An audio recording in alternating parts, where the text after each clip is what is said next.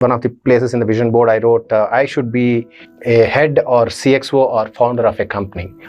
So after 2 weeks, I was talking to one of my neighbors, and then he said, Sridhar, why don't you start a company? I said, I don't have financial background, so let me see when it comes. He said, forget about everything, let's start. So within 2 weeks, the company formed. And then guess what? I'm the CTO of the company. I started meditation, and very quickly it became something much bigger and much more beautiful. Before I even realized, I started enjoying it. And then I was attending my father's manifestation workshop. And in the middle of one of the sessions, just very randomly in my meditation, I get this thought that says, look at that website of that course once again. And I was thinking that I know the deadline is passed. In July only the deadline is over. So why did that come up? But I still opened it. And it says that they've extended the deadline by 1 month. So I have time. Within 2 days, everything, we finished it. We submitted the application. And from then on, literally everything happened so magically. Despite of having all the qualifications and the work visa, I was unable to get in the job. So again, the spiritual concept that came into hand was law of giving. So I set an intention to myself, okay, if I find a job, I'm going to give 10% of my salary for the spiritual service. That was the intention I set for myself. So within few days, miraculously, friends, you don't believe this, I got into my job within few days. So that was the power of law of giving.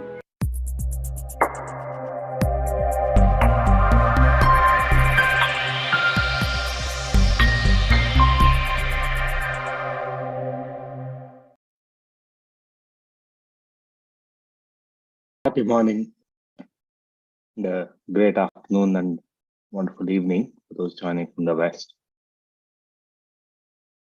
Welcome back, friends. Another powerful session. We learned about the 5 steps of manifestation. Of course, it all starts with meditation. But becoming zero is something that I learned.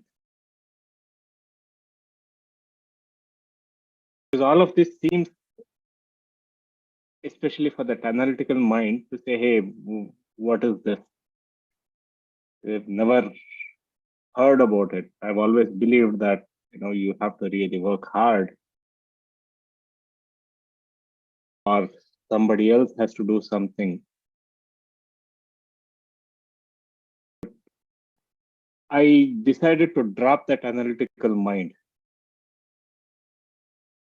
And so when you drop analytical mind, it's not that to say, you believe in everything, but to see, hey, let me learn this fully.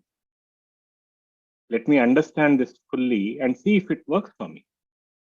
So that is what I realized is being open to possibility, not rejecting, because our analytical mind, what I have learned, what I understood was analytical mind, rejects because based on our past experiences. Of course, meditation helps with that greatly. So friends, being zero, every session is what I have learned, and I continue to learn. Every session, every time I am part of a program, even though I learn, I listen to the same concept, but there is something new that I learn. Welcome back, and thank you, Chandra. Over to you.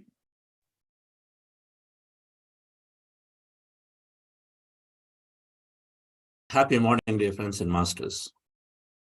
Great afternoon, wonderful evening.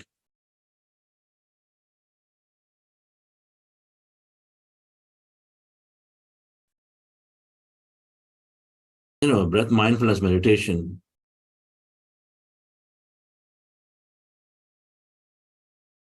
if you think about it for a moment,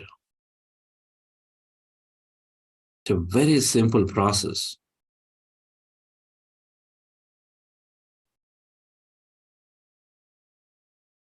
We're asking you observe the breath. There are really only 2 steps. Observe the breath When there are thoughts, bring your attention back to the breath. That's it. Observe the breath. And when you know there are thoughts, bring your attention back to the breath. Nothing else. The thoughts are reducing, whether the mind is empty, whether you're experiencing that emptiness, whether you're in that field, it does not matter at all.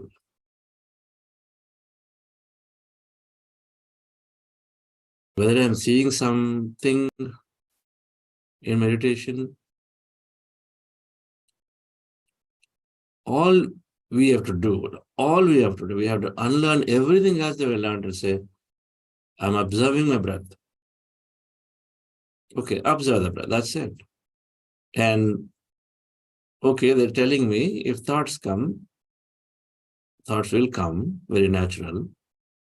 Bring your attention back to the breath. When you remember, thoughts come for 10 minutes, and maybe only in thought, thinking that event, that thing, how it's going to happen tomorrow, my conference. We might go on thinking, no problem. We might go on thinking, no problem. But when you recognize, due to various reasons, either thought breaks or the guidance, if it is there, would have said, come back to breath or something, or there is some sound, noise, whatever that reason may be, when the thought breaks and if you recognize that I'm supposed to be observing the breath if thoughts are there, okay, so let me go back. If you recognize, then you do that. If you don't recognize, that means the thought is continuing. It's okay. It is okay because it's part of the process.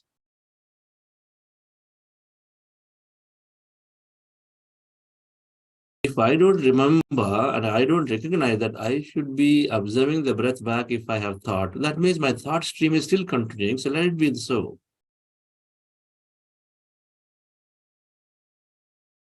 If we just only followed these two things, with my eyes closed, okay, this we can do, then I'm simply observing the breath.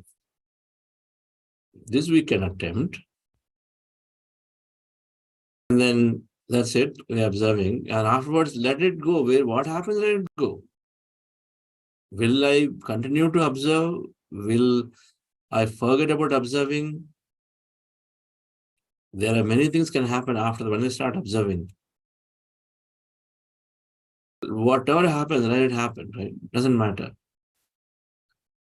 If we don't burden ourselves with these concepts of, oh, too many thoughts are there, I'm supposed to remove all thoughts. I'm supposed to be totally empty.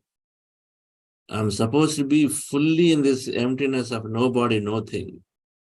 Oh, don't get any sensation like I was getting. When we give too many meanings to what we heard, and then burden ourselves too much, and then we start feeling that this is too difficult to follow. I want us to reflect upon this, friends. Observe the breath, that's it, nothing more. Empty happening, thoughts coming down, it does not matter. It's not even, we don't even have to bother about it. Because the technique says that if you do that much, it's going to happen. The technique says that if you just do that much, it's a simple nature principle, a quantum physics principle, that where you place your attention, there you place your energy. So where you don't place your attention, there you don't place your energy. So we don't place our attention on thought, instead we are pursuing to put it somewhere else. And so then it's got to be that the thoughts will come down automatically. And so the mind slowly may become empty for moments and instances. Or it may be empty for a long time. It doesn't matter how long and how short it is. It does not matter.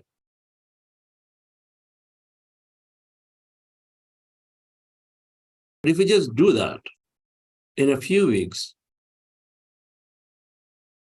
we sure are utilizing the power of our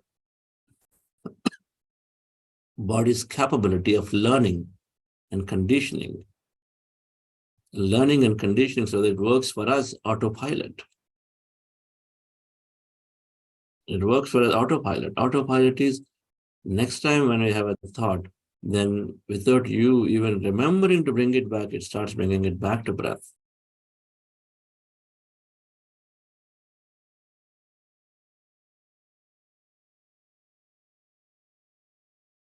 Observe the breath.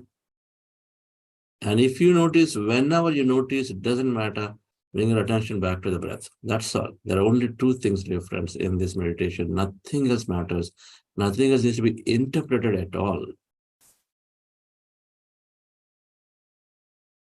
I was talking to Radhika this morning. Why is it so difficult? When it is so simple, yet why is it so difficult? There's got to be something going on in between to make it really difficult. It's what we capture in our mind. Oh, meditation means I have to empty the mind. Boom, there you go. There's so much of loaded word is there. I really need to empty the mind, and thoughts come, they correlate these two. And say, my thoughts are coming, I'm supposed to be opposite direction, empty. So that means I'm really not doing well. It's not for me. It's very difficult.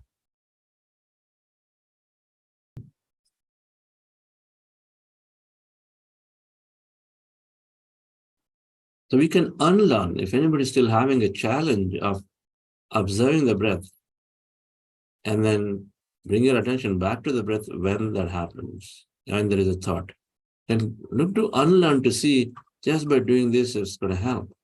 Unlearn about, oh, it is about emptying the mind. Oh, it's about experiencing the emptiness everywhere. It's about feeling the sensation.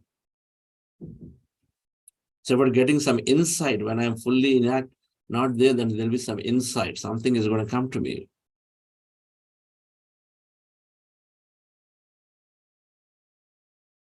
We unlearn all of that. And the only thing we remember are the 2 points. Observe. Doesn't matter once you start observing. Within a few seconds, you may just go, your attention may go away somewhere. Fair enough.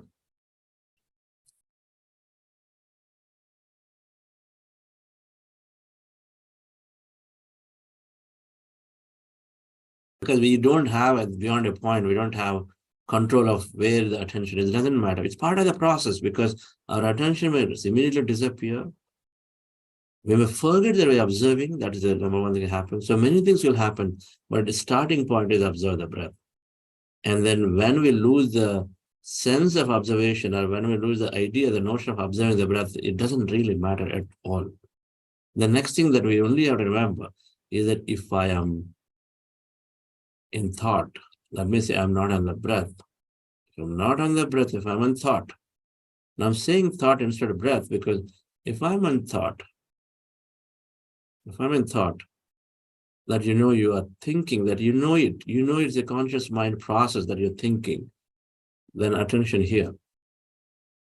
So what is that state where you are not on breath and you're not thinking? There is a third state, which is a meditative experience state.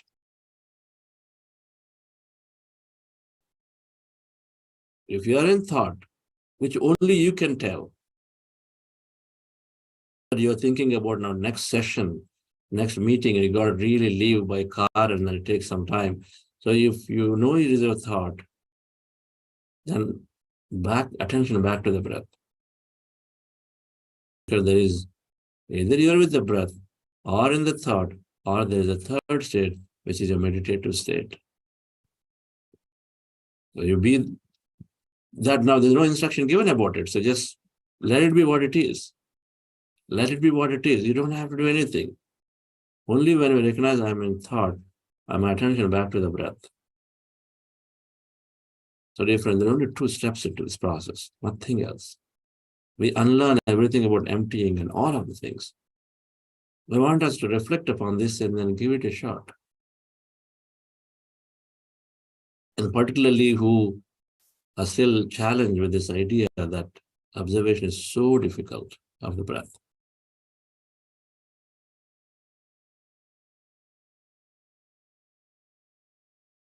In a 5-step manifestation process that today we're going to go into the detail, as Rakesh mentioned, about this quantum field of possibilities. What is quantum field? What is there in it? How is it infinitely potential? And How are our thoughts creating a reality? If there is some basis, some of those concepts we'll learn after meditation. Relax yourself, dear friends, sit comfortably. I talked enough about meditation. Our goal is to, with our eyes closed, fingers into fingers and hands in your lap comfortably, cross your feet at ankle, and then observe your breath. Anywhere in the nose as a reference point, and observe that your breath is going in and coming out, your natural breath. And observe the breath, and then let whatever happens happen. Building some awareness. By observing the breath, we're building awareness. Awareness is to know what's going on in your mind. If you don't understand the word, it is okay, it doesn't matter. The goal of this process is to observe the breath. And it's doing a lot of great things to the body, to the mind, to everything. This seemingly most simplest process is doing wonders. So we observe the breath. And then in case you have later on, as you are observing and then you recognize that there are thoughts that are going on in your mind, again, you come back and observe the breath. Observe the breath. And then at any moment in this process for the next few minutes that we're going to practice, and you know that there are thoughts coming, you know that there are thoughts are there.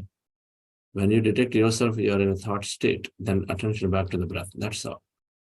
Again, observe and continue, let it go for however long. And the next thing you recognize is, okay, thoughts are there or not. That's all. All right, friends, we do this for some time. Before we do this, we're doing a process called heart elevation. Just follow my guidance actively on that one. And then we express gratitude, and then we come out. And we end the meditation. So relax yourself.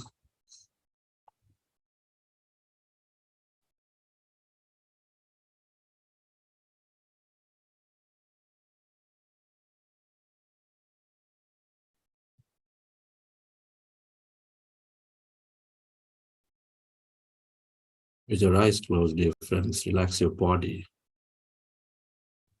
Scan your body from head to toe.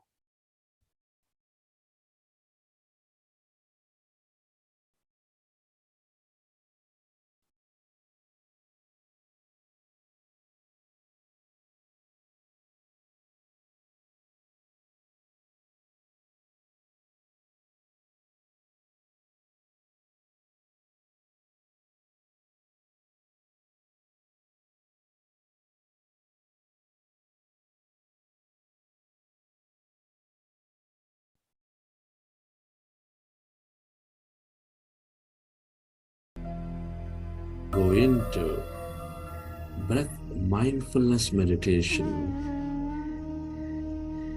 with your fingers into fingers, resting your hands comfortably in your lap. Observe your normal, natural in-breath and the out-breath, dear friends.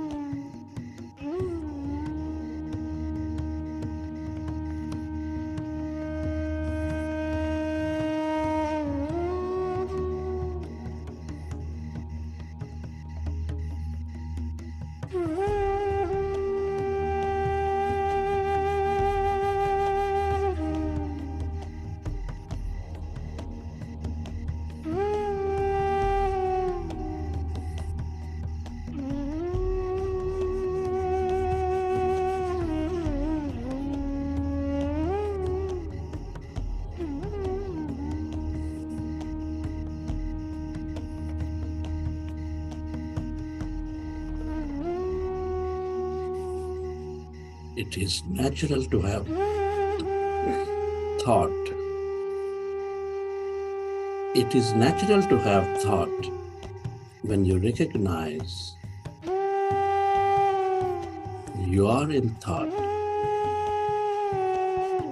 Gently go back to observing your breath, dear friends.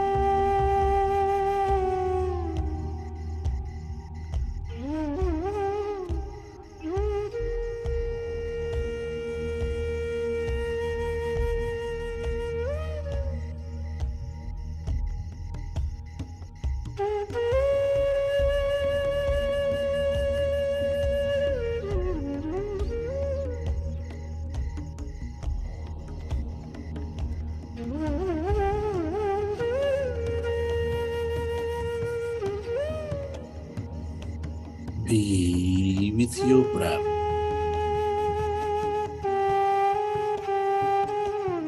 One with that in breath and the out breath. When we observe our breath,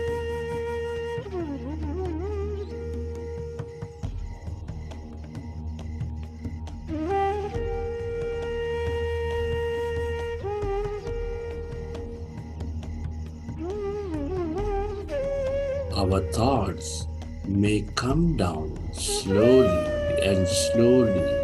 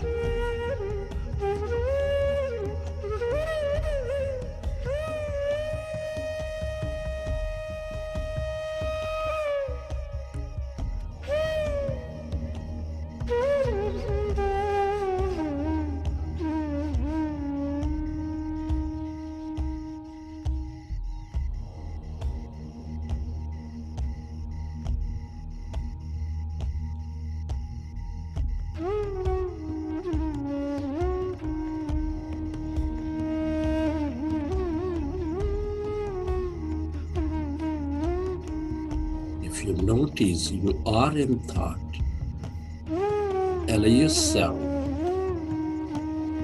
to observe your natural in-breath and the out-breath.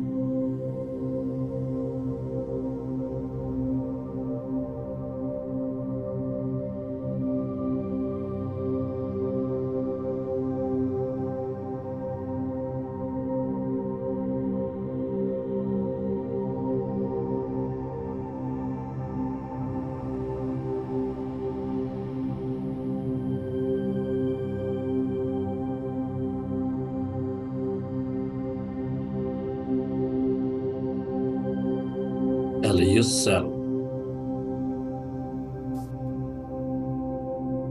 to merge into that in-breath and the out-breath.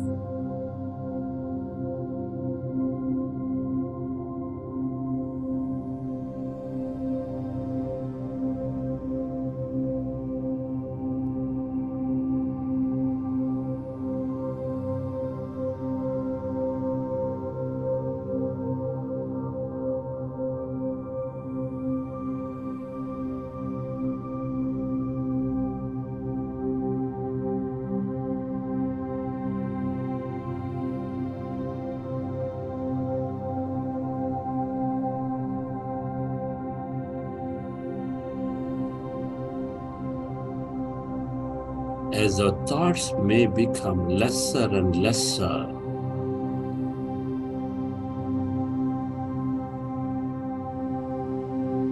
you may experience emptiness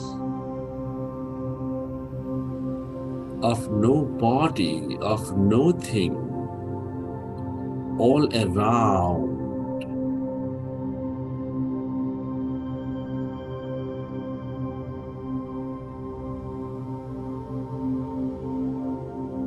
Stay aware of it.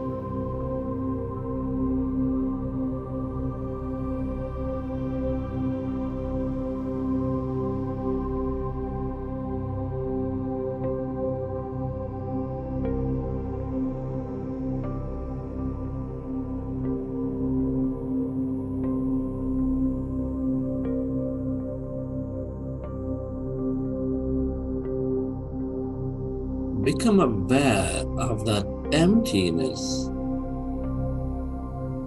spreading far and wide.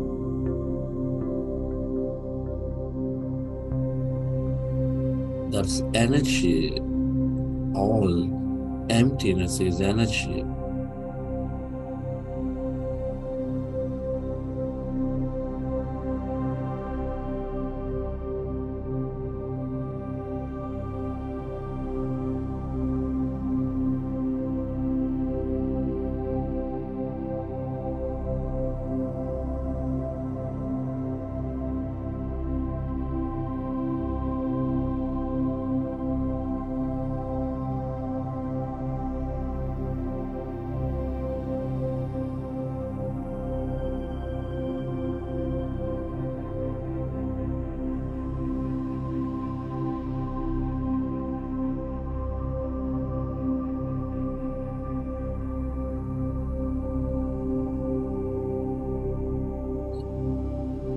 All energy is wisdom and intelligence.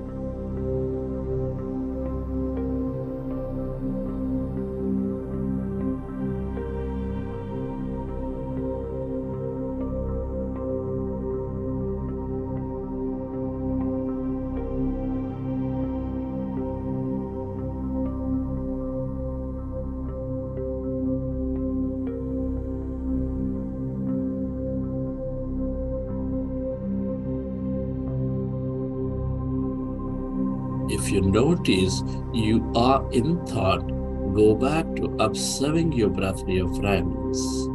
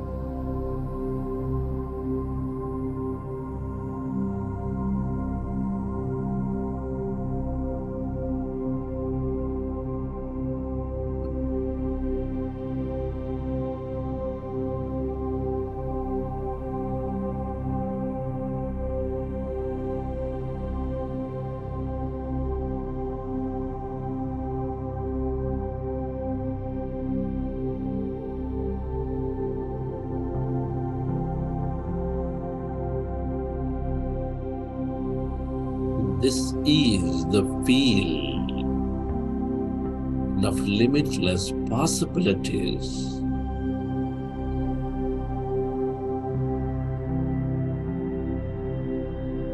The longer you stay aware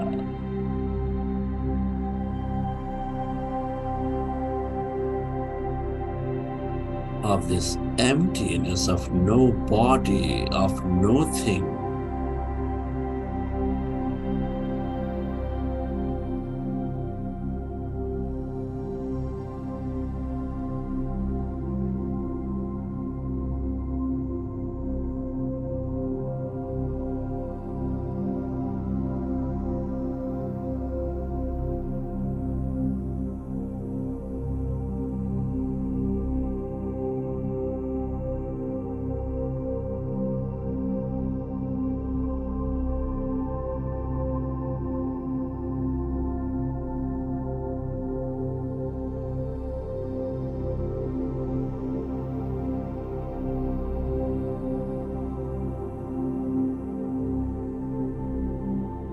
the more.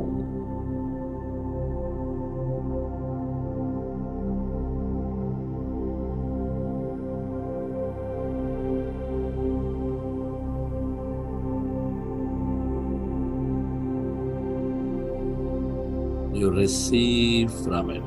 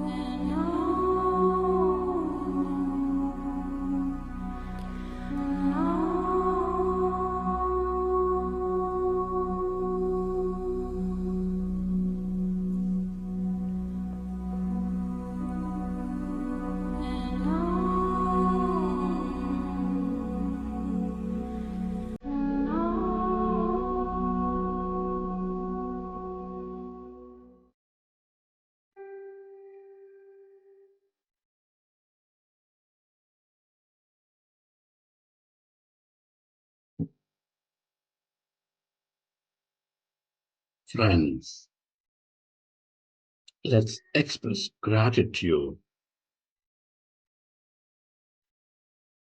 to all things and everybody. Gratitude is a high state of receivership.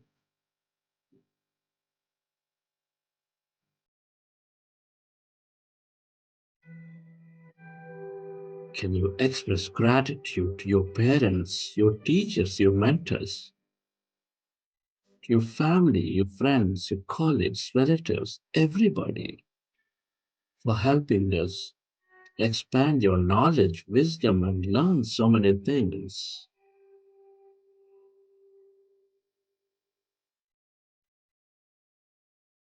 Be grateful to this grand nature, the bird, the fish, and the animals,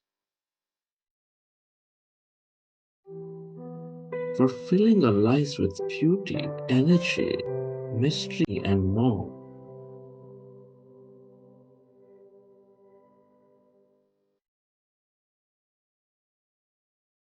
Give thanks to everything you use, the technology, the system, the government, the companies that support our life in many, many ways.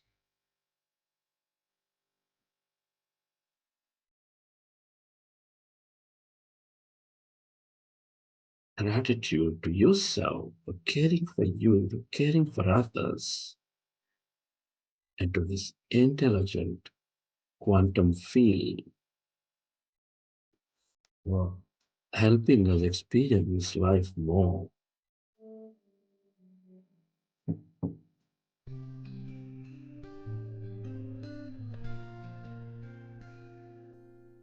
Relax your body and let your autonomous nervous system repair your body as you relax. I am powerful.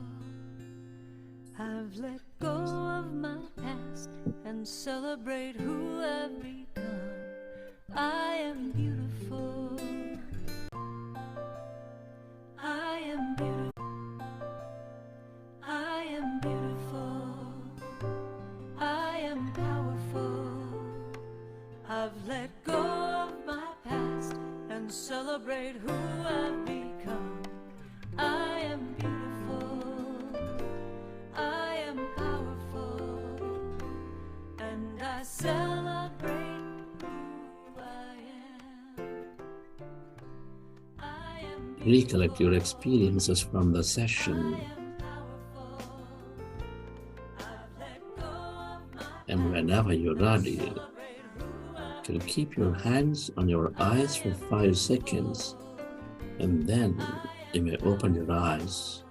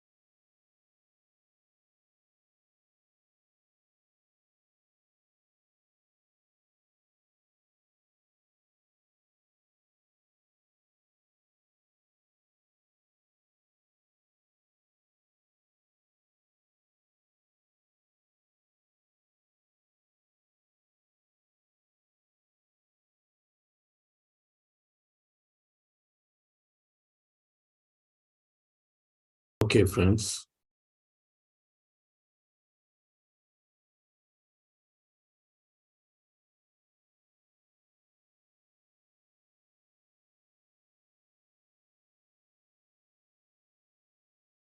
We're talking about manifestation. Today is an important class, first particularly for those who are new to this quantum physics, are the basis for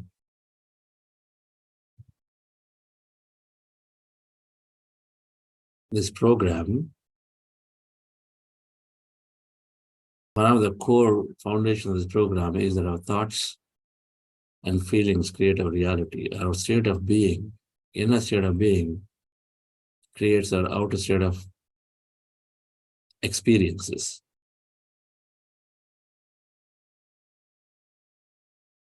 So let me explain that before that. Yes, Sridevi, ma'am, did you raise your hand intentionally? You have a question or experience to share?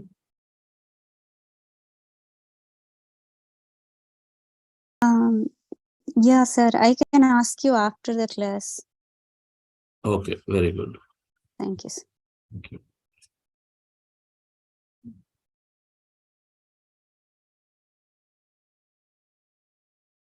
In the 5-step process, we understood the 5 steps yesterday. And the step 1 was about developing focus.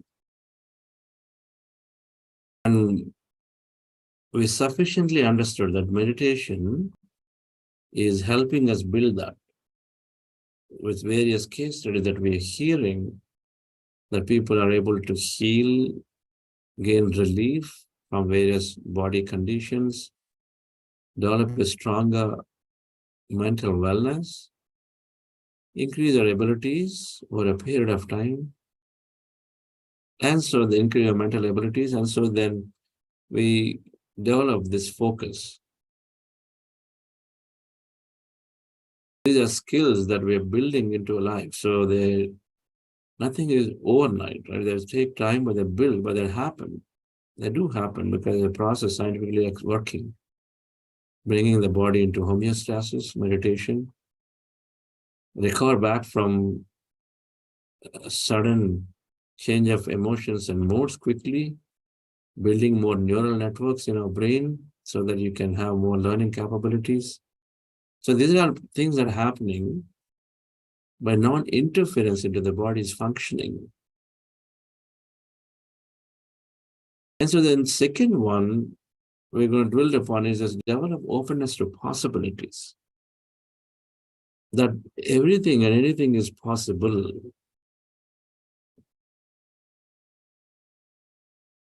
So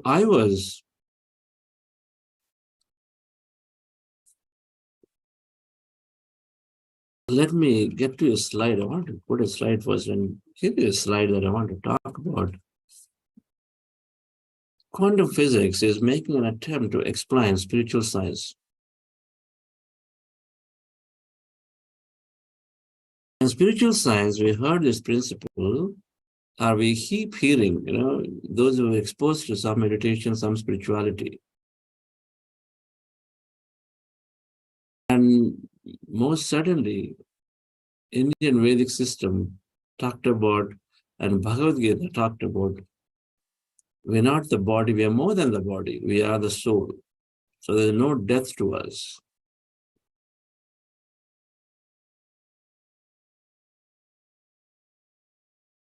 We're not the body, we are divine. So some of them say we are God, the consciousness, various words we use. We are more than the body, we're not the body, we are the soul.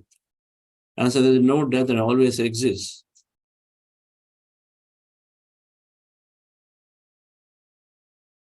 Jatasya dhruvam mrityuhu dhruvam janma mritasya cha. That means whatever is born must die, and whatever is dying must born again. That's talking from a concept of reincarnation.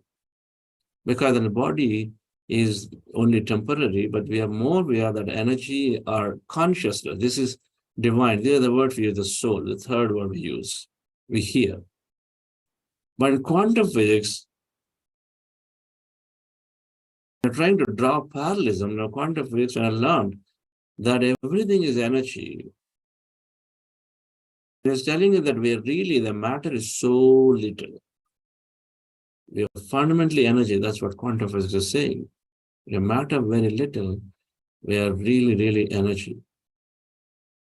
We are not the body, we are the consciousness of divine, or the soul, or something that is invisible is there. That's spiritual science statement. Quantum physics is seeming to come very close to that and saying we are so little matter. And we are really energy. That energy is this quantum field of energy that exists everywhere in the universe. Then, this is the second statement over here. We are more than the body. And then when we are that soul, a conscious divine, there is infinite power in this. We know that. The moment you attach and attribute ourselves as divine, the consciousness, Aham Brahmasmi is that our Vedic statements, Vedic scripture statements in Upanishads, Aham Brahmasmi, Tattvamasi, you are that, I am Brahma. Brahmand is that whole thing that exists ever. That whole thing, that whatever that exists, Brahmand. That consciousness, the divine, the various words you use. And so once we are that, then there's infinite power. That you have infinity of things, you have infinity love, you have so much creation, you have much power, everything is there because that's the notion, right? That's how we've been told. That is all infinite, it's there everywhere. It's all its creation. And the Upanishad statements are saying, Aham Brahmasmi Tattvamasi. Now, interestingly, even if you look into the Bible, there's talking about, I am the Son of God, you are the same. The kingdom of God is within. So that's a different statement. I am that and you are that. At some level, they correlate the same. We have infinite power in us. Now, quantum physics is saying on the other side, with all this energy that feel, and there are unlimited possibilities and potential. This is the statement that I heard. I'm trying to draw parallelism here. We are unlimited possible potential. When I came into meditation, when I was in the year 2002, the left side statements is what I was hearing. I might have heard the right side statement, but I just now paid attention because I heard them through some books and I did see those statements in the book by Ramtha, the White Book. And of course, it had something like this. I guess I couldn't comprehend it then, what it meant. Only until the time I read this from a science faculty perspective, when I read the books of Amit Goswami, Dr. Amit Goswami, and then Dr. Joe Dispenza, and many other things, and Dr. Fred Alan Wolf. They're talking about bucketing as quantum physics, then I start paying more close attention. Before that, okay, everything is energy, now pay attention. The third thing is that our thoughts and feelings help us realize this power and create things. Yad bhavam tad bhavati. Patriji used to tell you, thoughts create reality. Yad bhavam tad bhavati. As you saw, so you were all there. Now you go back and look at, there is so much of literature, so many masters kept saying that same. And then when you go and research about that statement, there are many ways many leaders have said, many masters have said, Mahatma Gandhi, you are a product of your own thought. Walt Disney, what you can dream is what you can see. If you can dream it, you can see it.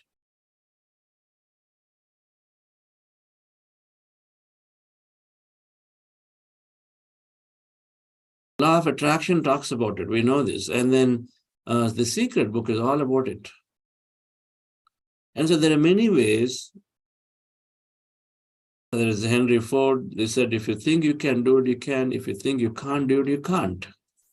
If you think you can do it, you can. If you think you can't do it, you can't. He placed it squarely on us, individually, saying what you think is what you do and what you experience. So while they are there, as per the individual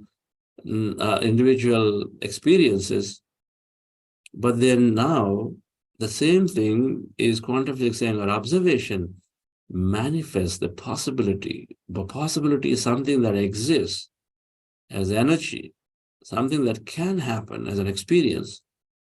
And observation manifests a possibility. The spiritual sense, instead of thoughts and feelings, create that thing into reality, that divine power, that power to love, to create, to experience, whatever that you want to call. And all of that can be manifested through observation, thoughts and feelings, where bhava and bhavam is bhava is manifesting into reality. Is in a point of saying observation manifests a possibility. So there are three things that are parallel. So let's understand this a little bit more. And then before we go in, and the quantum physicist Niels Bohr, everything we call real is made of things that cannot be regarded as real, because now they're linking to the statements. We are tiny matter, more energy. So they know that we are, what we think of what is real, we think what we see is real. Stuff, right? Hard stuff, real. But they say cannot be regarded as real because they have something that was seen deep inside. Einstein saying what we think is real is certain. We think it's always certain. But it says it's not necessary, it's not certain, it's uncertain. For example, simple way to understand. When we are starting from a home to go to office, and let's say, we say it takes 10 minutes. Will it always take 10 minutes? Can we say it with certainty? The answer always will come as not certain. When you leave from home and go to office, 10 minutes time, the skies are clear. Can we say with certainty there's no rain? Can we say with certainty there cannot be rain in the 10 minutes because skies are clear? With certainty, we can't say. There is always a possibility of suddenly clouds coming in and the rain happening. Nothing is certain because everything. So your reality is never certain. We think and then we assume that it is certain, and then the moment it goes uncertain, then all has break loose because we made a wrong assumption in the beginning.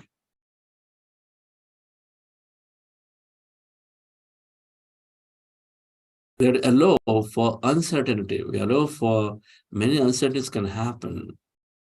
Many possibilities exist, and we allow for it. If we recognize that there is a possibility, uncertainty can exist, then you can take advantage of it. So dear friends, the three statements, we are less matter, more energy. We are unlimited possibilities and potential. And our observation manifests the possibilities. There are many other principles from quantum physics model, like non-locality, non-linearity, and all those things are there, but let's just focus on these three.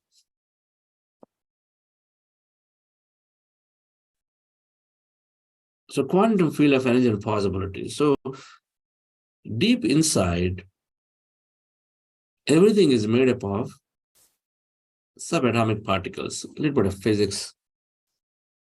Deep inside on our body, you take any matter, anything, like this microphone, your phone, your house, your walls, everything, take a body. It's all broken down into particles and it goes down. So your body has organs, so cells, they're further taken down into, the cells have a lot of chemicals, right? They're called molecules. Like every cell has a lot of water, and then it has, let's say for a moment, our digestive system has lots of acids. They're all chemicals, right? There are a lot of acids, chemicals, they're molecules. So cells have molecules. Water is a molecule, H2O.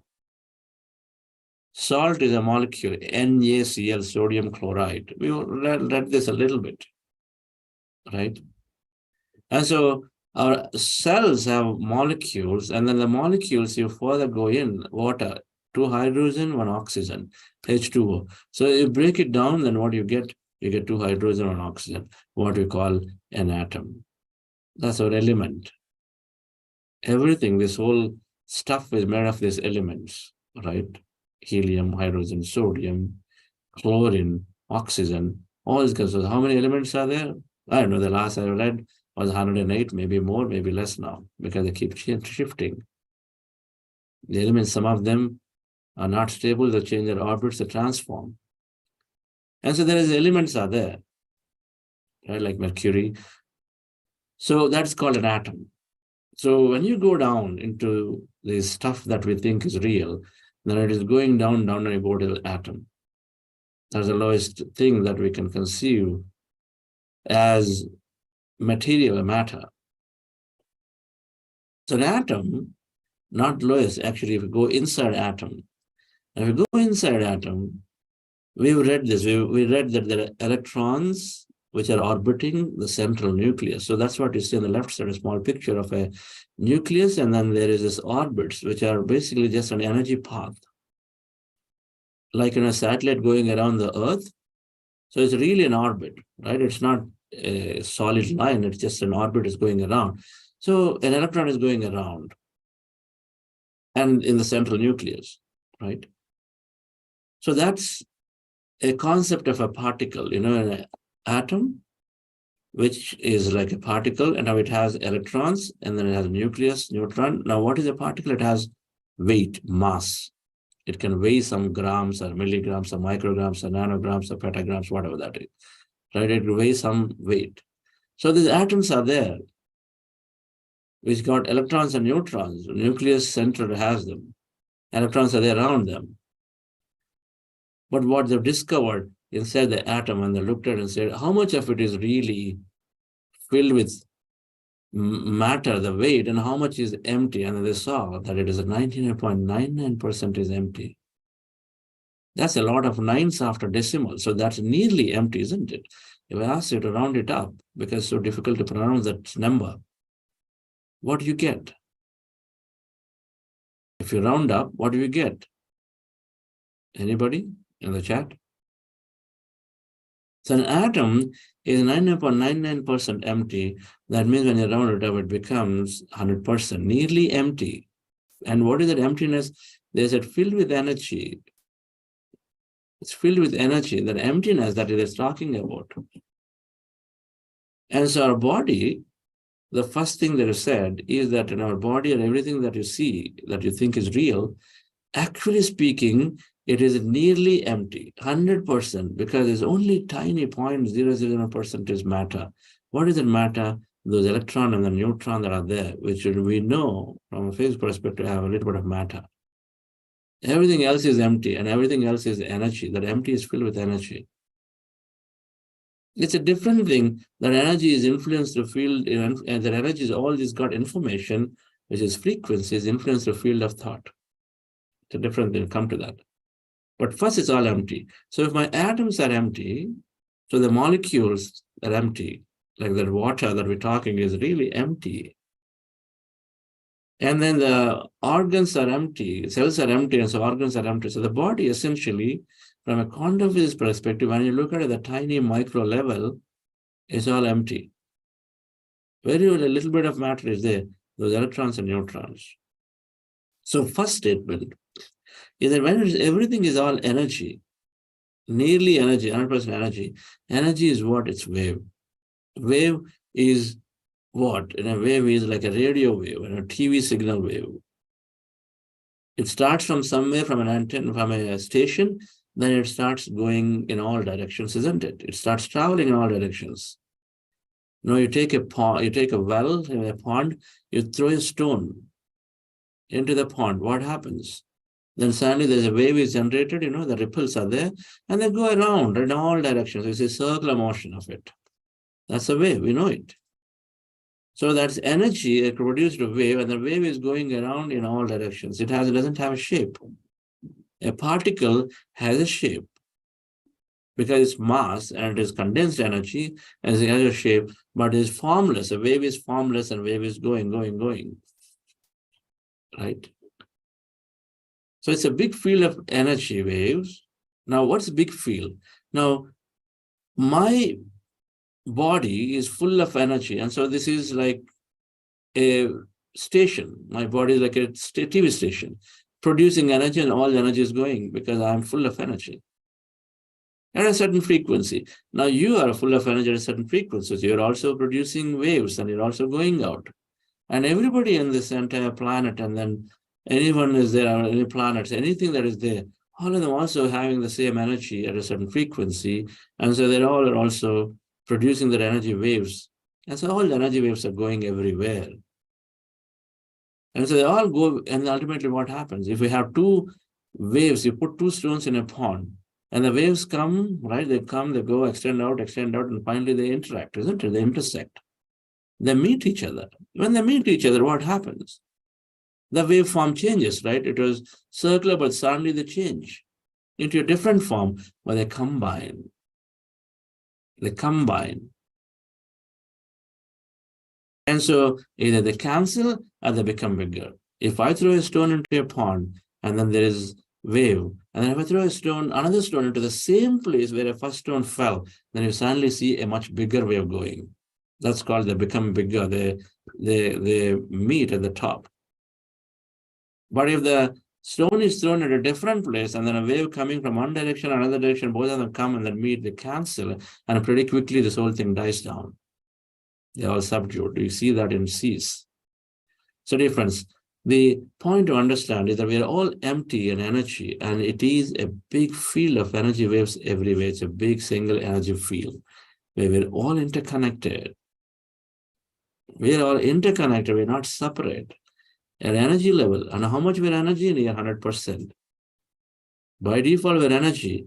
At energy level, we're all interconnected because we're intricately connected, like anything. Like if we take 100 bulbs in your home, and suppose it has 100 bulbs everywhere, and you switch them on, the light comes up, the home is lit up. Now you cannot differentiate and say which light is from where, because the color has changed. Different colors, lights are they all combined into one light. So there's no separation. That's the nature of all of us, is that we are by default a single big energy field. My energy field, which is by default smaller, and yours is smaller, but they're all interconnected, so you can't separate. So you and I are all the same field, which is what we experience every day in meditation when you empty your mind of all thought, because thought is notion of that matter. Think about every thought. A thought is what? A thought has people in your mind. Every thought you take, it's about information, right? It's an information and experience. If I say sun is very, very large and has this so much of heat emitting from sun, so then we try to put, oh, sun is very large, a big structure, big thing. And a lot of heat, so heat and a lot of fire is there, so then we immediately put a form to it. And so it is some kind of notion of a thing. It's a notion of a thing. It's a thought is about a person, place, or a thing. If I say Niagara Falls is there in Buffalo near New York, and so then, okay, so Buffalo, there must be a place on earth, and okay, you look at a map, world map, and so it's about a place, right? And then a person, of course. So in my marriage, I had 1,000 people. So then you can say, okay, there are so many people. So everything is about a person, place, or a thing in a given time frame. Some are physically now, some do not exist now, but they're in your memory in a time frame in the past. But still have people, places, things. So when you empty your mind of all thought, dear friends, then we are experiencing every day that energy, what we are. Now, the second thing that we're seeing is at subatomic particle level, when you go deeper, what they found, that electron and neutron, they found them to be, again, waves. By default, they said they're energy. I'm talking about electron, neutron, what we always thought they're matter. The default state of them is energy. This is where quantum physics got baffled. Either it's matter, but it is energy. The electron is by default energy. It is becoming matter. How? Because we see matter, right? We see some of these physical things. So when observed, that subatomic particle, that electron, the neutron is becoming matter when observed. So it's becoming matter when observed. And so let's look at this experiment about this observation. Manifest the possibility. And here we are, the granddaddy of all quantum weirdness, the infamous double slit experiment. To understand this experiment, we first need to see how particles, or little balls of matter, act. If we randomly shoot a small object, say a marble, at the screen, we see a pattern on the back wall where they went through the slit and hit. Now, if we add a second slit, we would expect to see a second band duplicated to the right. Now, let's look at waves. The waves hit the slit and radiate out, striking the back wall with the most intensity directly in line with the slit. The line of brightness on the back screen shows that intensity. This is similar to the line the marbles make. But when we add the second slit, something different happens. If the top of one wave meets the bottom of another wave, they cancel each other out. So now there is an interference pattern on the back wall. Places where the two tops meet are the highest intensity, the bright lines, and where they cancel, there is nothing. So, when we throw things, that is, matter, through two slits, we get this, two bands of hits. And with waves, we get an interference pattern of many bands. Good so far. Now, let's go quantum.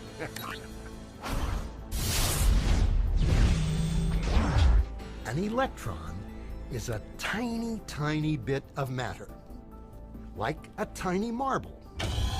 Let's fire a stream through one slit. It behaves just like the marble, a single band. So, if we shoot these tiny bits through two slits, we should get, like the marbles, two bands. What? An interference pattern. We fired electrons, tiny bits of matter through. But we get a pattern like waves, not like little marbles. How? How could pieces of matter create an interference pattern like a wave? It doesn't make sense. But physicists are clever. They thought, maybe those little balls are bouncing off each other and creating that pattern. So, they decide to shoot electrons through one at a time. There is no way they could interfere with each other. But after an hour of this, the same interference pattern is seen to emerge. The conclusion is inescapable. The single electron leaves as a particle, becomes a wave of potentials, goes through both slits, and interferes with itself to hit the wall like a particle. But mathematically, it's even stranger. It goes through both slits, and it goes through neither. And it goes through just one, and it goes through just the other. All of these possibilities are in superposition with each other. But physicists were completely baffled by this. So they decided to peek and see which slit it actually goes through. They put a measuring device by one slit to see which one it went through and let it fly. But the quantum world is far more mysterious than they could have imagined. When they observed, the electron went back to behaving like a little marble. It produced a pattern of two bands, not an interference pattern of many. The very act of measuring or observing which slit it went through meant it only went through one, not both. The electron decided to act differently, as though it was aware it was being watched.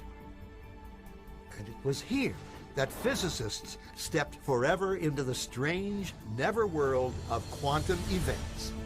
What is matter? Marbles or waves? And waves of what?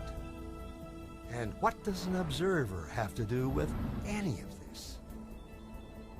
The observer collapsed the wave function simply by observing. Okay, friends.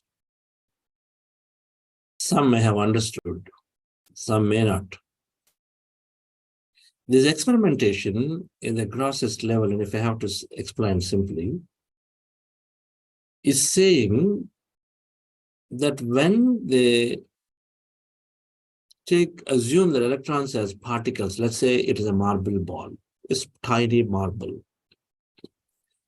and you take it as a particle and you throw, let's say, in front of you straight to a wall, and you take it as a particle and you throw, you think that it is a particle, but you start throwing electrons as a marble ball, you throw straight, and if you throw a marble ball, what happens? It will go in a straight linear motion. It goes there, then it hits straight in the direction in which you have thrown it onto the wall. So when they start throwing, they expected that it forms into like a particle, like a marble ball, will go and hit the wall in a single place, in a single line or so, assuming they're throwing always on the same plane, right? But what they've noticed is that it is not going as a straight, instead going and then forming like a wave, where there is multiple bands have formed. Because waves are going all over. I'm simplifying here. It's not in a straight line, right? It goes in different directions. So it's going and then forming a band, multiple bands as opposed to single band. When you throw an electron, I thought, come on, I'm throwing a marble ball, set of marbles. They should form a single line. Why are they forming multiple bands like waves, like energy? So then they said, wait a minute, so let me see what's happening. And then they put an observer. An observer is saying, I am throwing a marble like electron particle, and I better see this right in front of the wall, right there in front of me, because that's the behavior. It's quantum physics, it's Newtonian physics. A predictability, I throw something and it should go straight and hit it. So the moment they put an observer who's observing and watching it and expecting that to see as a particle, then electron became and behaved like a marble ball, like a particle. It went and hit the wall, the straight wall right in front as a single band. If they remove the observer, it becomes energy wave. If you put the observer, it becomes matter. So it's called double slit experimentation, dear friends, in quantum physics. There are several experiments around this. What it is telling us is that when you observe that electron, which is by default, is energy, is becoming matter. The electrons in our body are everywhere. The electrons are oscillating between 6 to 8 times per second between energy and matter. So we don't even realize that we're actually becoming energy and matter because we're vibrating. We are a vibrational energy being. The whole basis when we say energy communication is happening is, it's a fundamental aspect of it is that we are energy and then become matter, back energy, matter, back energy.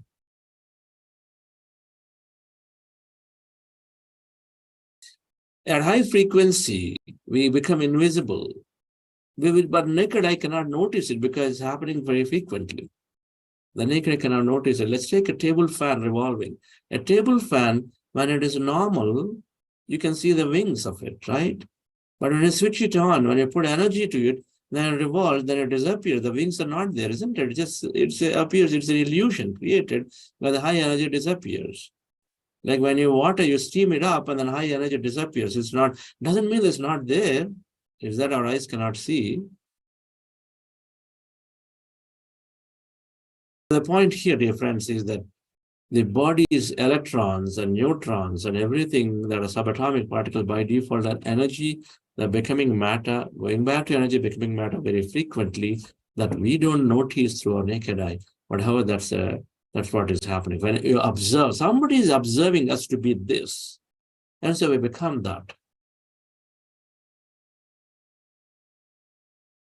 So when you observe, then we're able to create. When you don't observe, then it becomes energy. Back again. A case in point, and I'm going to conclude this in about 5 minutes if you'd like to hold on, right? A case and a way to understand easily is this, like this. You're buying a furniture. You want a new sofa.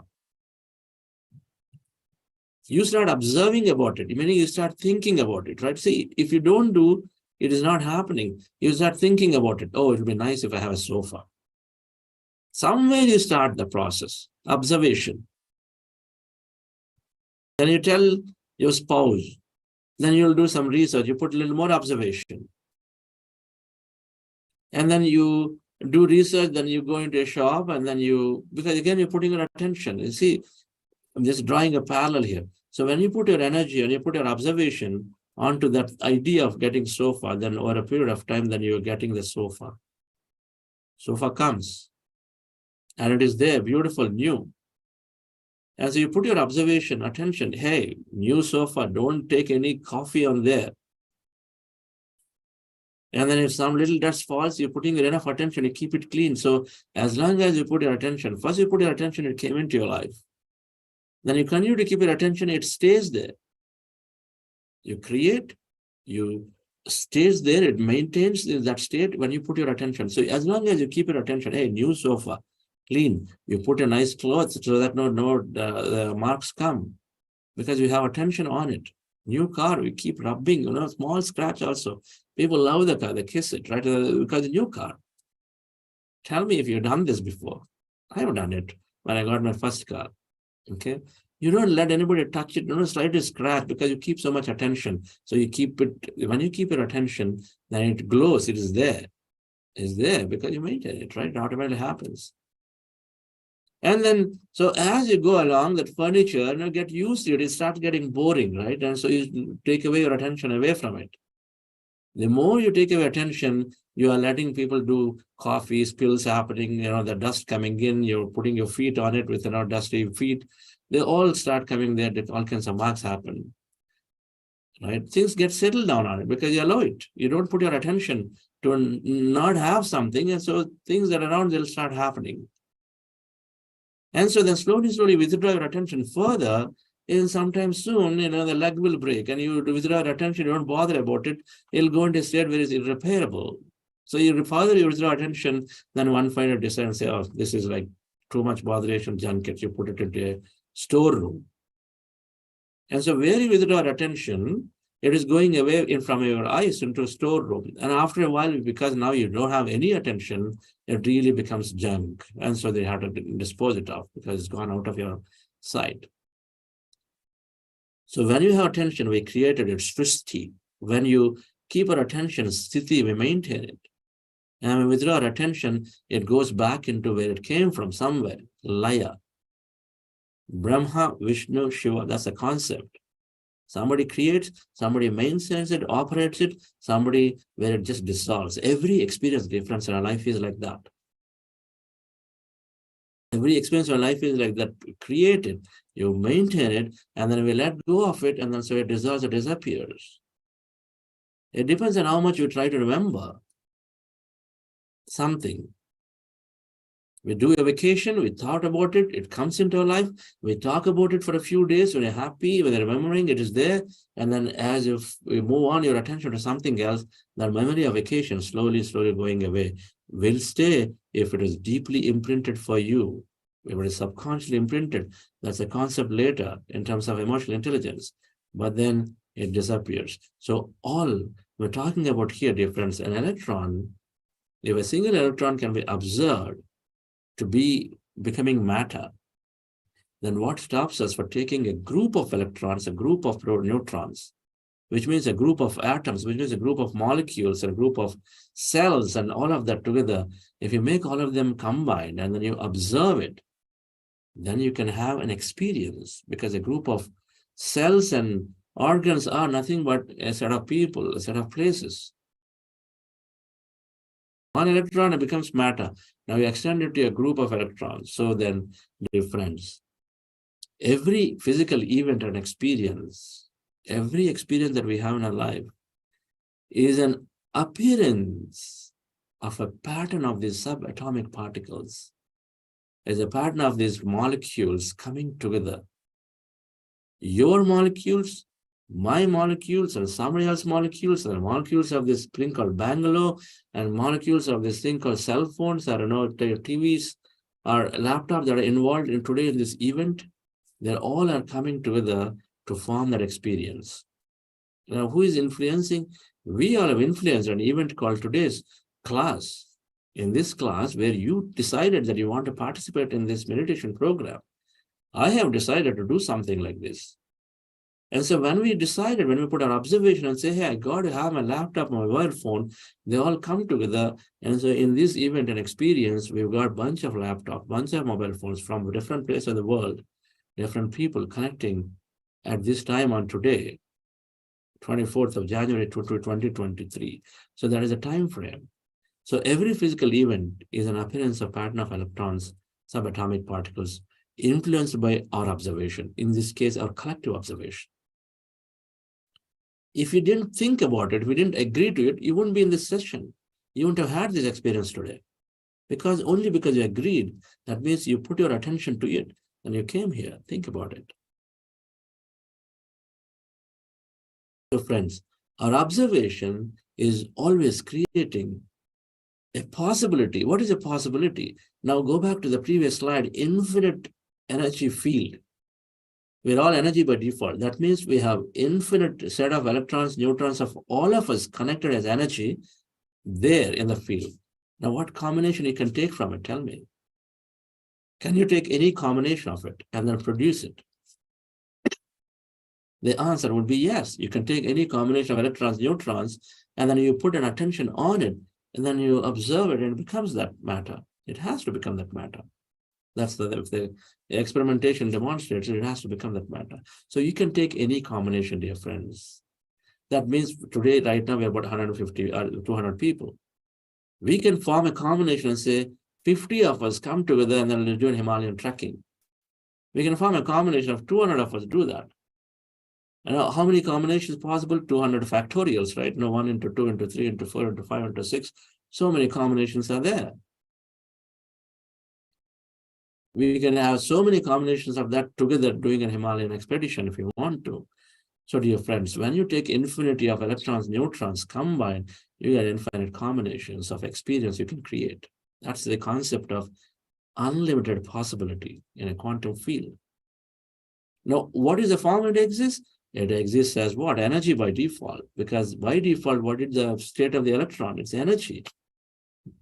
It's only showed up as matter when you put your attention. You got the furniture when you put your attention. Otherwise, it's not there with you.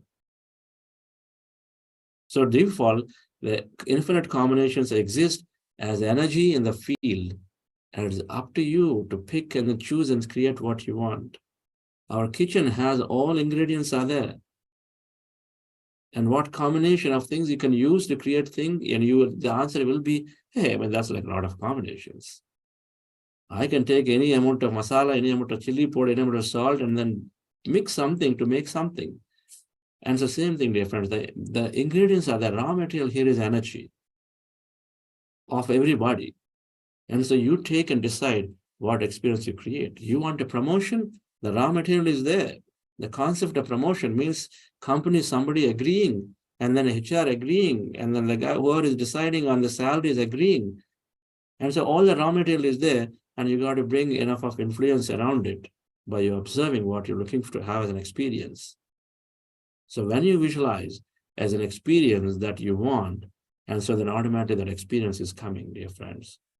So manifestation, I want to integrate this to manifestation. Manifestation is then about experiences. It's not about things. It's not about, I want a good partner in life.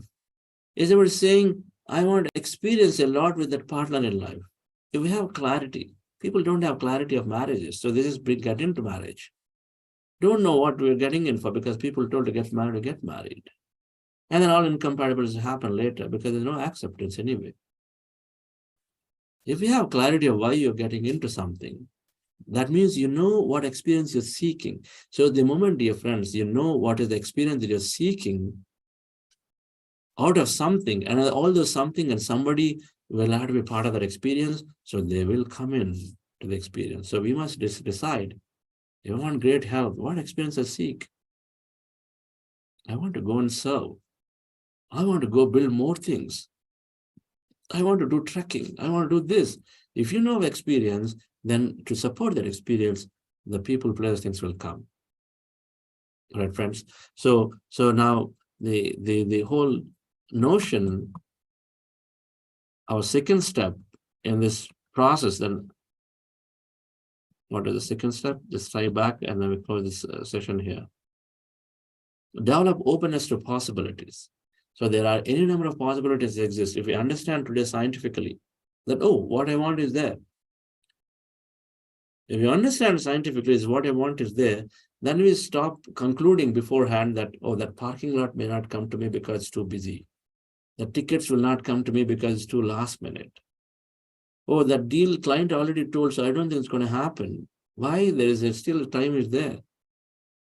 Definitely it's not going to rain, so our place is going to be completely dry this time. Why? There's a possibility rain can come. Why conclude when the possibilities exist? In opposite, why conclude? So we develop that openness to possibility, dear friends. We understand by science, and then we experiment with it, then we reinforce it. Thank you very much for staying through. Rakesh. Thank you, Chandra. Amazing. Very, very simple. You put it so simply. Paying attention is observing. Thank you. Hence, we do have a few people raised. Chandra will take the questions after the break. Yes, but yeah, those who stayed back. So thank you very much for joining. Feel free to exit, and it was really wonderful. I didn't even realize we spent 20 minutes over. I thought today we'll definitely bring it into 30 minutes. Probably needs more time to explain. But yeah, feel free to leave, friends. And then yes, most certainly you'll be here for some time to answer some questions. There is one announcement before people leave. So those who have opted for the practitioner certificate, you would have received a question for quiz for week 2. So please go through your email and do respond within 2 days. Thank you.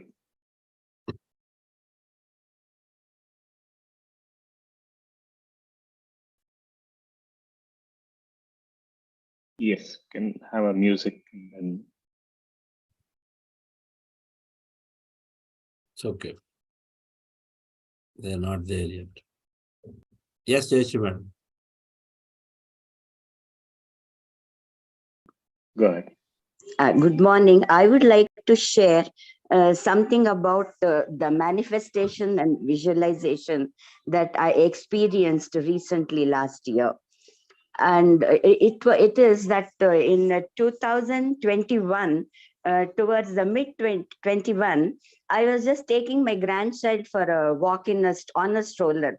Then suddenly a thought came to me that there are so many children in our house.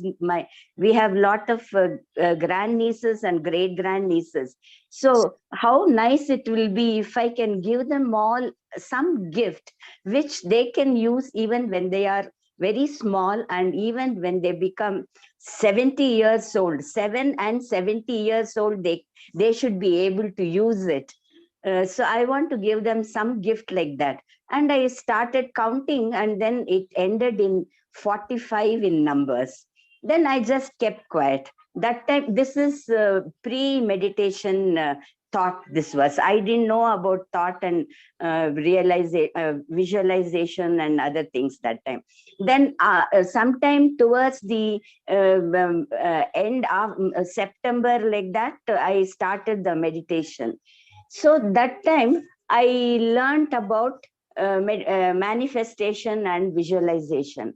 And after that 40-day course, when I was doing a prana, then towards the end of the prana, I had a very beautiful experience that the energy from the universe came through my fingers, my left fingers, all 5 fingers, and it just gushed upwards.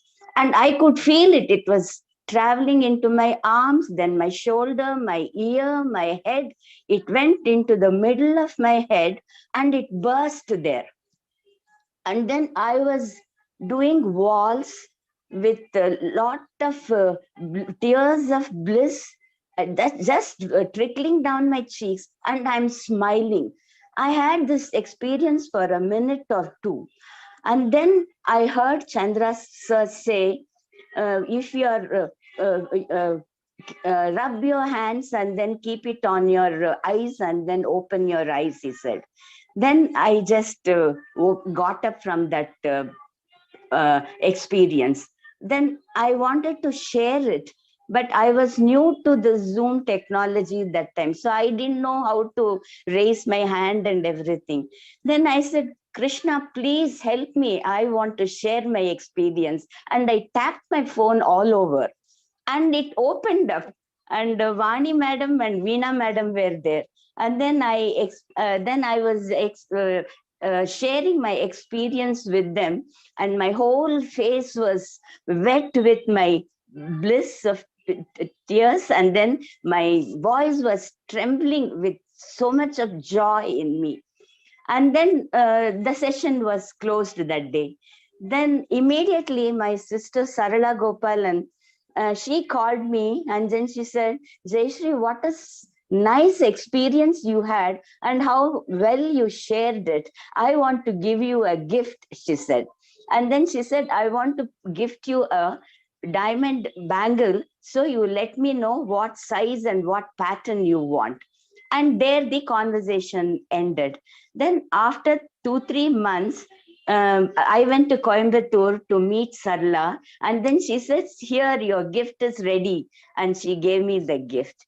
And then she took me to the shop where she got it. There I spotted out the gift that I wanted to give to all my nieces and grandnieces. And then there my manifestation started, and I started visualizing. Then I used to imagine lot of new designs of earrings. I wanted to give them all a small diamond earring to all the children, which they can wear when they are 7 years old and when they are 70 years old. And it can be passed on to generations after generation. And I started placing my orders, and then it worked out so beautifully. Every 2 months, I would get about 6 pairs of earrings. So like that, within a year, I collected about 45 pairs of earrings. And it so happened, all my nieces, they are all abroad. And after the 2 years of COVID lockdown, last year, that is 22, June and July, when they get their vacation, they all came to India to see their parents. And I could give them all that. And then towards the end, by December, every child I met from the family, from both sides, Jagdish's side and my side. And then we, by 15th of December last year, 22, we gave away all the gifts. And I'm so happy that how nicely it worked out. It was just Chandra sir's guidance. I manifested, and then I used to visualize. Whenever I did the 40-day session, my visualization was only this, the diamond earrings and what new pattern I will do, which is not in the market so far. So I'm so happy, I'm so thankful. So my gratitude to Chandra sir and my family and all the jewelers who made it possible for me, just making it 6 by 6 in 2 months period. So thank you so much. This is what I want to say. You really manifest and visualize even an impossible thing. I'm a homemaker. How can I make that much? And I got full support from Jagdish. Not a word he said. He would just keep, whenever I say, Jagdish, please send him this amount, he will just Google Pay and send the amount to the jeweler. And so easily I got my manifestation and visualization done. I'm so thankful to God and to everybody. Shri Krishna Arpanamastu. Thank you, Jayashree madam. Thank you, sir. Experience. Yes. Patiently believe and patiently put your attention onto, and it is happening. That's what you demonstrated. Yes, yes, it If you really continue to happened. put your attention, it is happening. Yes, It's a definitely what we think is impossible because they're all abroad somewhere, and when will they ever come and to even fulfill that experience that you sought? But it happened. And if you don't doubt it, it happened. Because yes, it came for various reasons. It doesn't matter what is the reason. Right? This time it could be COVID. Next time it could be something else. yes, The yes, logical mind will think, oh, because of COVID they came. Otherwise, what's the possibility? No, it is something else will come. There are always possibilities of how this will happen. I think you gave a lot of your love and energy in the form of gifts to them. Wonderful. yes. Thank you so much, sir. Thank you. Thank you a lot. Thank you. Sharing. Yes, Jagdish sir is very, very, he is like consciousness. You order and they'll give you. That's probably what Yes. is the doing. Yes, yes. Okay. Okay. Must all make friendship with Jagdish sir. Yes. And we thank him for all that he's doing for foundation. He is a great friend as he keeps giving to the foundation. Thank you, Jagdish sir. And you. Yeah. Thank you. Thank you, sir. Yes. Thank you, Jai Suman. Thank you. We have Krishna. Is there? Thanks for like I was listening to what Jayashree madam was stating. Like now today, if we see, like there are a lot of people who have known the art of manifestation with their strong willpower. So the point is like there is हम बोलते हैं ना दिव्य लीला है दिव्य लीला है. So actually, we have not learned on how to do a perfect manifestation because we always think for ourselves or our loved ones first. So what happens is when we manifest, we always put the people whom we know or who will benefit us on the priority and do the manifestation, because I think this is where I think most of the challenges are occurring. This is my experience. So are there any levels? The question of mine is like, are there any levels of manifestation? Because gradually we cannot learn it, but as slowly we start to manifest, like from level 1 to level 2 to level 3. So how we can grow our scope of connectivity and sensitivity towards a small place or a small street or maybe a group of people or a country or then a continent. So like I think, is there any kind of a thing wherein so that we can do a perfect manifestation wherein everyone becomes happy with our manifestation? So, Mr. Krishna, Yes. no experience is taller than the other. No experience is smaller than the other. Yeah, right. We are here to experience. It is a notion that we have, we carry ourselves that something is greater, something is lesser, because based on the conditioning we have received always. Because you ask that question, Yeah. right? Because we have a preconceived notion that something is lesser, something is bigger. Okay. Right. But in the quantum field, or no, in the notion of consciousness, we're here to experience. Everything is a creation. Yeah, right. Experience. Now, yes, with the level of conditioning, then we start experiencing something bigger and bigger and bigger more, because the conditioning, the meaning we give to something is what makes us happy or not happy. The meaning we give to something is what makes us feel more happy or less happy. Okay. Yeah. So like having said that, when we raise our consciousness more and more, we always do what we feel. We keep learning, but we do what we feel, right? Correct. I learn and say, hey, there are many people dying of hunger. I've got these resources. Let me give these resources to them so that they don't die of hunger. They live a great life. They can at least experience life to some. As opposed to wearing this kurta or whatever, right? So are doing this, high-tech talk here. For anything, we learn, but then we do what we feel right. We do what we feel right. Yadhechisi tadha kuru. Yadhechisi tadha kuru. What you like is what you do, because that's what gives you happiness, and that's what makes you radiate with a positive energy. We're doing still good to the society by becoming happy in what we're doing.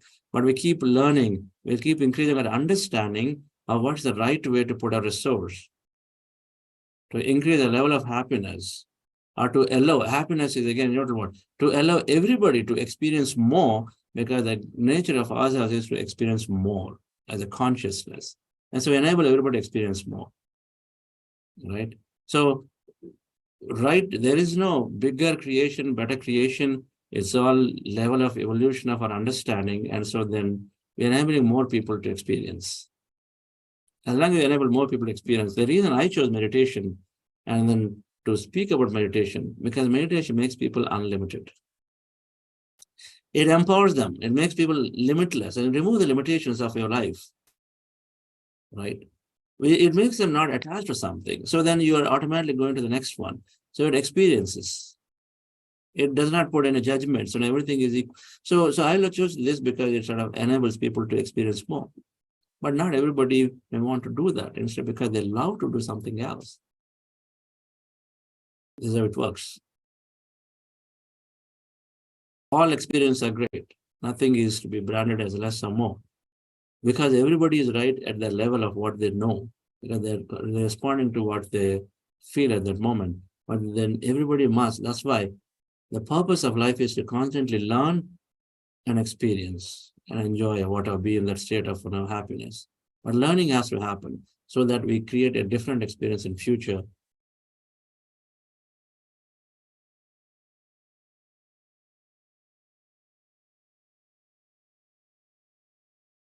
Next one, Rakesh.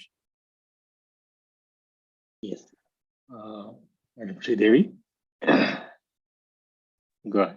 Yeah, sure. Thank you, Chandra sir. Learning a lot with these sessions. I wanted to share one experience, and then later I do have a question to check with you. One thing is like before this session, like long back, a year back, I was going through your one of the YouTube session is called a vision board. So like before that, if somebody talks about something, then I wanted to do that. And then if somebody else of my friend wanted to do something else, and then I wanted to do along with them. So I was, having this going along with whoever I was talking. Then I got your session, and then I put it on the notes. Like on this day, I wanted to do these things. And then every time I was repeating. And last year in 2022, I have put some 6 points what I wanted to achieve spiritually as well as materialistic. I would like to say that out of 6, I got all those 6, and then I achieved more also, at least another 1 or 2.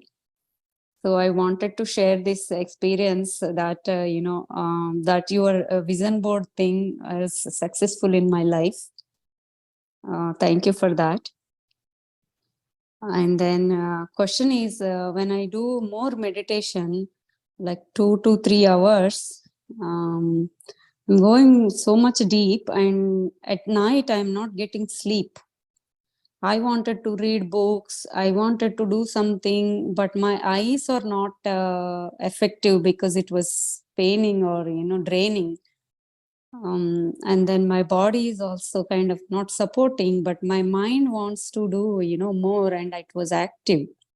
How do I, kind of come out of this situation kind of thing? Any suggestion?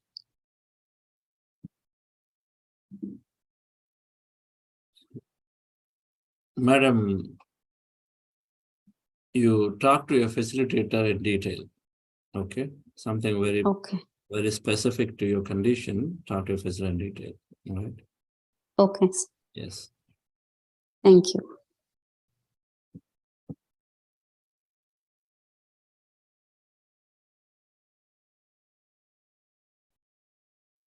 Friends, we don't have any Thank you. other.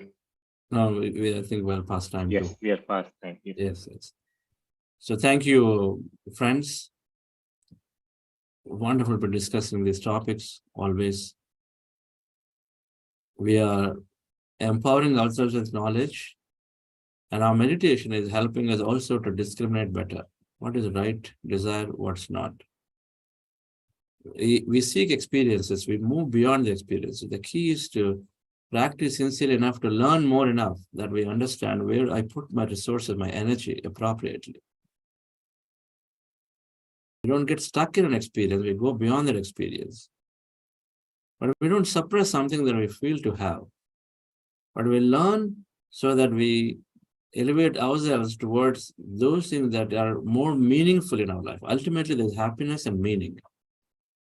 If you don't find our life meaningful, then I go back and then at the age of 60 or 70 or 80, when we are in some kind of contemplative mode every now and then look back and say, what have I done in my life to feel that deep satisfaction? Is it meaningful? Or just a set of random events that just went around? This question will come. So look to make it meaningful every moment. Meaningful event is something that makes you feel deeply happy. Deeply happy. You lose sense of time and space with those events when you create them and you do them. And lose yourself, you lose to them. So those are the ones that are very, very meaningful for you, because they give you deep happiness as a memory that remember. And so a lot of times this concept of elevating to take care of you, to not also take care of others, a lot of things come. One side, we got to look at it, is it meaningful to me? Do you feel like worthy that I've done something that is gratifying, satisfying? We've got to question ourselves. For some, it's about you becoming very happy and giving time for yourself. Good. Because a whole lifetime you only given time for others. Give it. That celebrate your life so much. It makes you so feel good about yourself. Do it. And then when the time will pass where it is beyond it, then you say, okay, now tell me, what can I do to this environment? Maybe that's what challenges you. Feels like going there. But the moment you stop feeling the same level of goodness that you had with that previous experience, there's a time to change. You must immediately leave that and move to the next one. Don't hold on to the past. Manifestation science is there, but we also be very aware of when to move away from an experience to something else. Something else, something else.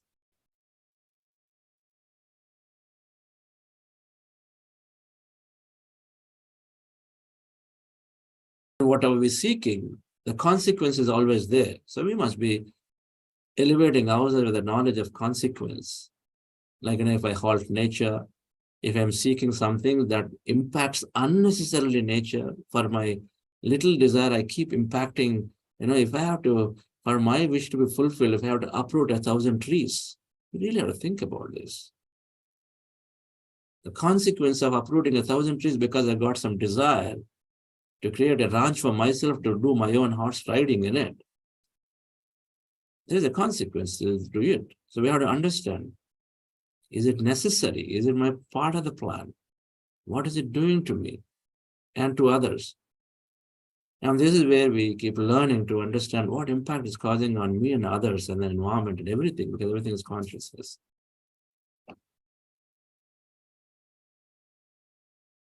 When you're consequence oriented and then you keep, when every life becomes very difficult to experience if you go about that.